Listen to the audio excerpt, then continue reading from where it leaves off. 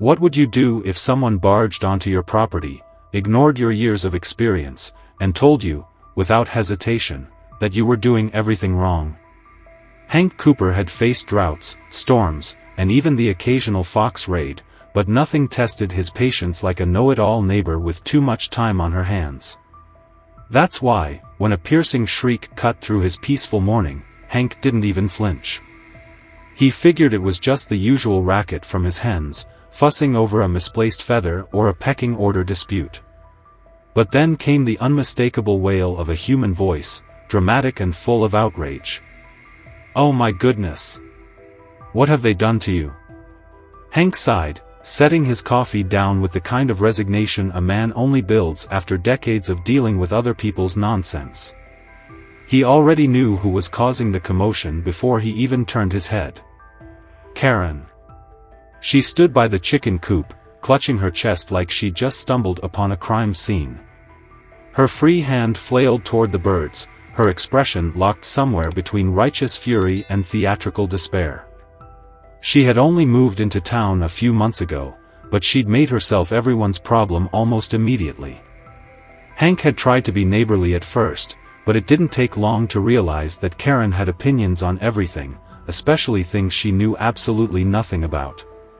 "These poor birds," she gasped as Hank approached, eyes wide with exaggerated horror. "They're pacing back and forth like prisoners. This is animal cruelty." Hank rubbed his temples. He'd been up since dawn, his back already sore from hauling feed, and he did not have the patience for this today. "Ma'am," he said, voice steady but firm, "those chickens are fine. They got food, water, and a warm place to sleep. They ain't pacing, they're just pecking around like they always do." Karen folded her arms, lifting her chin like she was about to deliver a TED Talk on ethical chicken farming. "Chickens deserve to be free, Hank. They should be roaming, exploring nature. Not locked up in this chicken jail." Hank exhaled sharply. "Ma'am, do you know what happens to free-roaming chickens? Coyotes. Foxes. Hawks. If I don't lock them up at night, they don't wake up in the morning." Karen scoffed, waving a dismissive hand. "That's ridiculous. Nature is kind. Animals belong in their natural environment, not behind bars like criminals." Hank bit his tongue, resisting the overwhelming urge to explain how nature had eaten half his flock before he built the coop. Instead, he tipped his hat back and forced himself to keep his tone even. "I've been raising chickens longer than you've been complaining about 'em, ma'am. Now, if you don't mind, I got work to do." And with that, he turned and walked away. But even as he did, he could feel Karen's eyes burning into the back of his head. He knew this wasn't over. Karen wasn't the kind to let something go. And sure enough, by the time the sun hit high noon, she'd already come up with a plan that would turn the whole town upside down. By the time the sun reached its peak, Hank had already put Karen's nonsense out of his mind. He had fences to mend, feed to unload, and 100 other tasks that actually mattered. But while he was busy keeping his farm running, Karen was plotting her masterpiece of self-righteous heroism. The moment she saw Hank's truck disappear down the road, she made her move. Phone in one hand, determination in the other, she marched straight into his backyard, trespassing? That wasn't how she saw it. She was on a mission, ***, a crusade for justice, ***. "This is for you, my little feathered friends," she whispered dramatically, angling her phone for the perfect shot as she reached for the coop's latch. She expected an instant burst of joy. A stampede of grateful birds, flapping their wings and racing into their newfound freedom. What she got was nothing. The chickens just stood there, staring at her with blank, unamused eyes. One of them tilted its head as if questioning her life choices. Karen frowned. "Go on. Be free," she waved her arms, urging them forward. Still nothing. Her frustration bubbled. She tried clapping, stomping, even making bizarre shooing noises, but the chickens remained unconvinced by her grand act of liberation. Then, bang, a gust of wind slammed the coop door against the fence, sending a shockwave of panic through the flock. Suddenly, the birds exploded into motion, feathers flew. Squawks pierced the air. Chickens darted in every direction, flapping wildly like they'd just been launched from a cannon. Karen let out a startled shriek as one particularly large hen smacked straight into her face. She stumbled backward, tripping over her own feet and landing flat on her back. Before she could react, another chicken darted between her legs, causing her to flail and roll onto her side. And then the real chaos began. One hen bolted through the open gate, disappearing into the street. Another charged straight into the neighbor's flower garden, destroying prize-winning roses in a flurry of crushed petals. A particularly aggressive rooster flapped onto the hood of Karen's car, pecking at its own reflection in a furious territorial battle. Karen scrambled to her feet, arms flailing as she tried and failed to chase them down. The faster she moved, the wilder the chickens became. Within minutes, they had spread beyond the farm, wreaking havoc on the entire neighborhood. At the grocery store, a hen darted inside, skidding across the tile floor. Customers shrieked as it pecked at loaves of bread, sending crumbs flying. A panicked employee tried to shoo it out with a broom, only to be outmaneuvered by a bird with better footwork than most athletes. Meanwhile, at the local bakery, two chickens hopped onto the counter, toppling a tray of freshly baked pastries. The baker, covered in flour, waved a rolling pin in fury as the birds happily stole a few dinner rolls before making their escape. But the worst was yet to come. A particularly adventurous hen made its way into a nearby park, where a wedding ceremony was in full swing. The bride, elegant in white, stood beside her groom as a hush fell over the guests.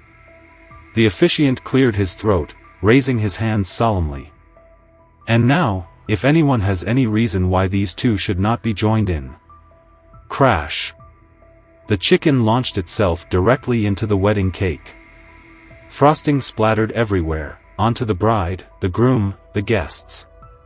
The once pristine three-tier cake collapsed into a sugary landslide, while the hen, now covered in buttercream, flapped onto the bride's shoulder and let out an ear-splitting cluck. A scream tore through the air. The bride fainted on the spot. By the time Hank pulled into town, it was like stepping into a disaster movie. Chickens everywhere, feathers littered the streets, angry townsfolk yelling. And at the center of it all? Karen. She was standing on the sidewalk, smugly filming the entire fiasco on her phone. Hank's jaw clenched as he took in the absolute catastrophe. He already knew who was responsible. Before he could even confront her, his phone buzzed. A notification from social media. Chicken Liberation Day. Posted by Karen. The video showed her opening the coop, arms spread wide like some kind of farm animal messiah. Over the footage, she had added dramatic music and a caption. "These poor, imprisoned birds are free at last." Hank groaned, rubbing his face. For crying out loud. Before he could say another word, a sheriff's deputy pulled up, stepping out of his cruiser with the exhausted sigh of a man who had seen one too many ridiculous emergencies. The deputy took one long look at the scene, escaped chickens, destroyed property, a baker covered in flour, and at least 3 hens perched on top of his own police car, pecking at the flashing lights, He turned to Hank, crossing his arms. What in the world happened here? Hank tipped his hat back and jerked a thumb toward Karen, who was currently trying to coax a rooster off her car, only to shriek when it flapped directly into her hair. Ask her. The deputy followed Hank's gaze, watching as Karen spun in circles, arms flailing, the rooster clinging to her like it had just claimed her as its new home. The deputy let out another sigh, shaking his head. "This," he muttered, "is gonna be a long day." Hank had seen a lot of messes in his time, but nothing like this. Chickens darted across the streets, weaving between honking cars. A group of school kids chased after a rogue hen like it was some kind of chaotic recess game. A rooster had somehow perched itself on the mayor's office sign, crowing like it had just been elected to public office. The bakery's front doors swung open, and a furious baker stormed out, still covered in flour, waving a rolling pin in one hand and pointing angrily with the other. Asterisk asterisk you, asterisk asterisk, he bellowed, his eyes locking onto Karen, who was still flailing around with a rooster tangled in her hair. Across the street, the grocery store manager was in full meltdown mode. He stood by the shattered remains of his produce section, watching in horror as two hens ripped apart a bag of organic lettuce like it was the most thrilling meal of their lives. Asterisk asterisk, do you have any idea how much this is going to cost me? He shouted. And then, just when it seemed things couldn't get any worse, the HOA president, Diane Caldwell, stormed into the scene. Karen perked up at the sight of her only real ally in town. But instead of rushing to her defense, Diane had a look on her face like she had just smelled something rotten, and that something was Karen. This is a disgrace, Diane declared, shaking her head at the feathered madness. The HOA cannot allow this kind of rural chaos in our community. This is exactly why we need stricter rules about livestock in residential areas. Hank's stomach tightened. Oh no, he could already see where this was going. Karen, still catching her breath after her battle with the rooster, seized the opportunity. She straightened up, dusted off her shirt and, asterisk asterisk, despite being the single cause of every ounce of mayhem around them, had the audacity to nod along, asterisk asterisk. I couldn't agree more, she said, flipping her hair like she hadn't just been rolling around in dirt. Asterisk asterisk, this town has a serious problem, asterisk asterisk, we shouldn't have farm animals running around causing damage. It's completely irresponsible. Hank's jaw dropped. Was she seriously blaming him for this? As if she hadn't been the one who set his chickens loose? As if she hadn't spent the entire morning playing the self-appointed chicken liberator of the century? Diane folded her arms. I'll be calling an emergency HOA meeting to discuss banning farm animals within a 5-mile radius. If we don't act now, this town is going to turn into one big barnyard. Karen nodded, smugly, I'll second that. Hank felt a slow, burning frustration crawl up his spine. He had dealt with all kinds of headaches before, asterisk asterisk, bad weather, bad harvests, bad luck, asterisk asterisk, but this woman was on a different level. Before he could say a word, a fresh disaster unfolded right in front of them. One of the more adventurous hens had made its way onto the sidewalk near a biker who had just pulled up to the diner. The bird, curious and unaware of the impending doom it was about to cause, strutted right in front of the man's motorcycle as he went to park it. The biker swerved, panicked, and in an attempt to avoid running over the chicken, lost control of his bike completely. The motorcycle tipped over, knocking over a parked scooter, which then dominoed into another row of parked bicycles. A chain reaction of metal crashing onto pavement rang out like a town-wide alarm bell. Karen gasped in horror. Oh my goodness, she cried, pointing at the disaster as if she weren't the sole reason it was happening.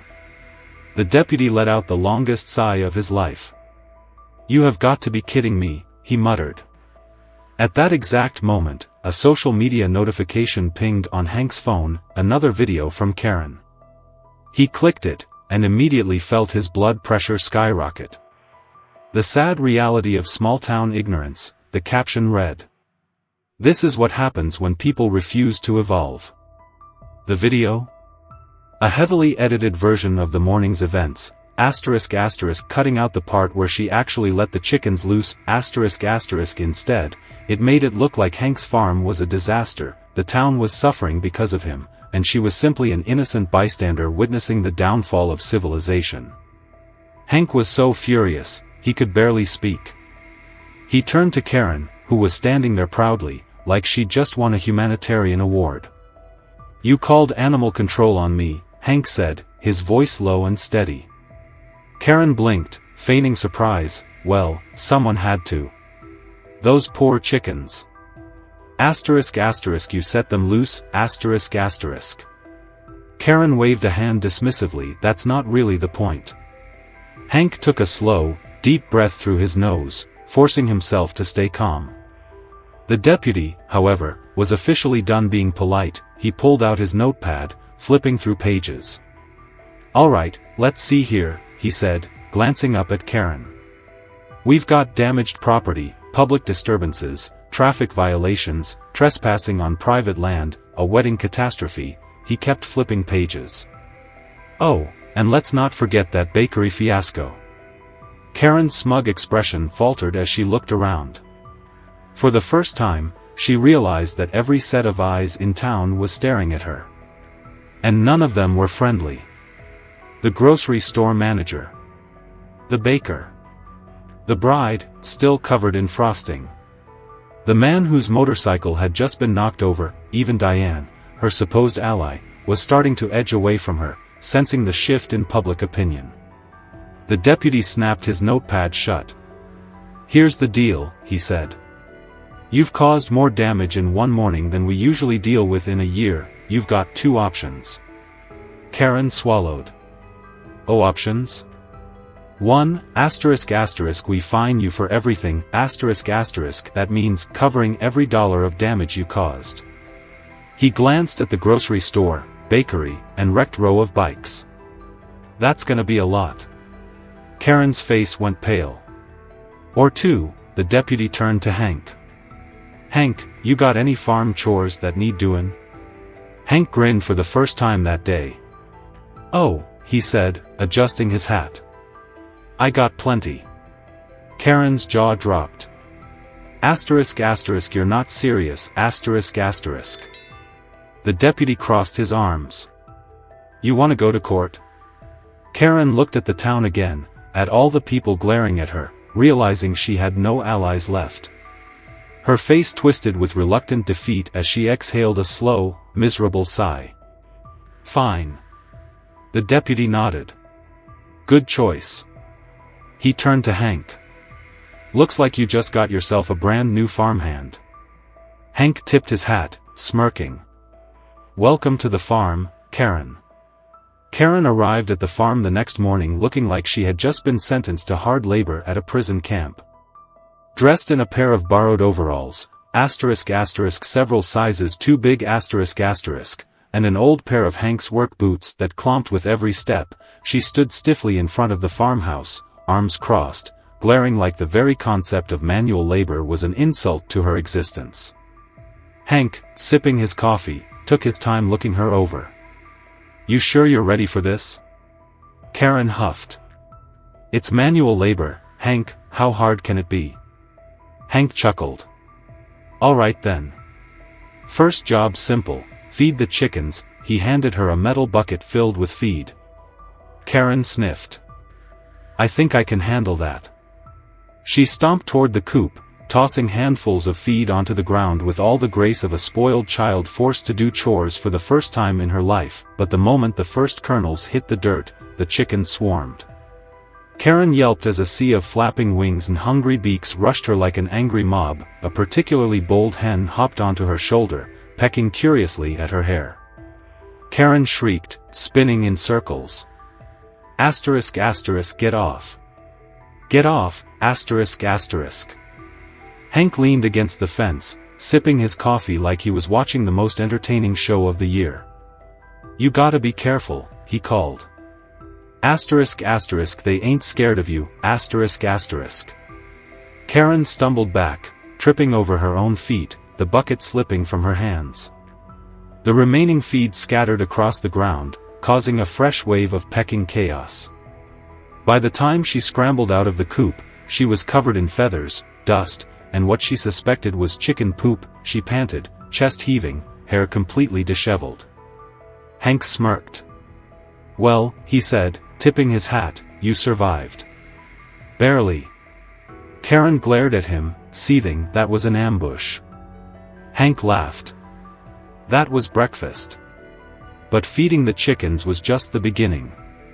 By mid-morning, Karen was waist-deep in her next nightmare, mucking out the coop. She held the shovel like it was a weapon, her face twisted in disgust as she prodded cautiously at the soiled bedding. "This is barbaric," she muttered. Hank, stacking hay nearby, shrugged. "It's farming." Karen grimaced, holding her breath as she shoveled a pile of straw and manure into a wheelbarrow. But as miserable as she was, her biggest enemy was still waiting for her. The rooster. A large, broad-chested bird with glossy black feathers and a mean glint in his eye stood perched on a fence post, watching her with deep, unwavering hatred. Karen squinted at him. "What's his problem?" "That's Big Bertha," Hank said, tossing a grin her way. "She don't take kindly to strangers." Karen frowned. "Big Bertha is a rooster?" "Yup," Hank said. *** named before we knew better, ***. Karen, still exhausted from shoveling, waved a dismissive hand at the bird. "Well, I don't care what its name is. It better stay out of my way." Big Bertha, as if understanding the challenge, puffed up his chest, let out a sharp crow, and launched himself directly at Karen's legs. Karen screamed. Hank watched, completely unfazed, as she took off running, Big Bertha hot on her heels, wings flapping, beak snapping. She zigzagged wildly, trying to shake the bird, but Bertha was relentless. Karen dived over a bale of hay, landing with a thud, panting. The rooster, victorious, let out one last loud crow before strutting off like a tiny, feathered king. Karen lay there, staring at the sky, looking like she had just gone to war. Hank walked up beside her, smirking. "You all right?" Karen's voice came out weak, breathless. "I hate that bird." But the worst moment of her sentence came a week later.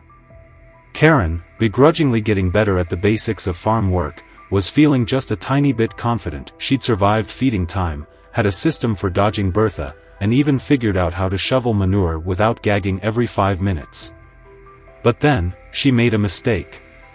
One evening, she forgot to lock the coop properly. At first, she didn't notice. She had been exhausted, dragging herself to bed the second her chores were done. But just before dawn, a terrible sound split through the quiet morning air.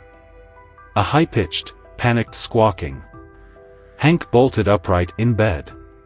Karen, half asleep, groaned. "What now?" Hank was already grabbing his boots. "Fox." Karen stiffened. By the time they raced outside, Hank's flashlight beam cut across a red-furred blur darting near the edge of the yard. The chickens were screeching, flapping wildly, crashing into each other in full panic. Hank didn't hesitate. He let out a sharp whistle, grabbing a shovel and charging toward the fox. The animal hesitated, eyes flashing in the dark, before finally slinking back into the trees. The damage, however, was done. A few chickens had scattered into the woods, gone for good. Others huddled together, ruffled and terrified. Karen stared at the mess in horror. Hank rounded on her. "You locked the coop, right?" Karen froze. Hank's face darkened. "Karen. I thought I did," she stammered, voice panicked. Hank's jaw clenched. "You thought?" Karen looked at the frightened birds, at the damage. At the realization of what almost happened. She felt a deep, sick weight in her stomach. For the first time, she didn't have anything to say. Hank sighed, rubbing his face. "Get the feed," he muttered. "We gotta calm them down." Karen didn't argue. For the first time since this whole mess started, she actually felt guilty. A month on the farm had changed Karen, or at least beaten some of the arrogance out of her. She still wasn't friendly. She still grumbled. But gone was the woman who thought she knew everything. Now, she moved slower, more careful. She still flinched at Bertha, but she didn't run anymore. She still complained about the early mornings, but she showed up on time. And when she handed Hank back the oversized farm clothes she had borrowed, she looked different. Less stiff. A little less smug. Hank took the clothes, nodding. "Well, I gotta say, you did better than I expected." Karen crossed her arms. Does that mean I'm free to go? Hank smirked. You were always free, Karen. You just had to put in the work. Karen glanced at the chickens, now pecking happily in their enclosure, safe and content. She exhaled through her nose. Maybe, the coop isn't so bad after all. Hank chuckled. That's about as close to an apology as I'm gonna get, huh? Karen huffed but didn't argue. She turned to leave, but as she reached her car, a loud flapping noise made her freeze. Slowly, she turned. Perched right on the roof of her car, staring at her with pure, unblinking chicken judgment, was Big Bertha. Before Karen could react, Bertha let out an ear-splitting squawk. Karen yelped and bolted, sprinting away like she was being chased by the devil himself. Hank, watching the scene unfold, tipped his hat and let out the loudest laugh he had all month. Maybe Karen had learned her lesson. Maybe not. But either way, she was finally leaving his farm, and that was good enough. The town would be telling the story of Chicken Doomsday for years to come. And Hank? Hank would wake up tomorrow, drink his coffee, and enjoy the morning, because at least now, his chickens were exactly where they were supposed to be. But knowing Karen, this wouldn't be the last time she made a mess of things. Because some people? They just don't know when to quit. Have you ever dealt with a Karen who refused to admit they were wrong? Or worse, one who doubled down and made everything worse? Share your stories below, let's see who had it worse.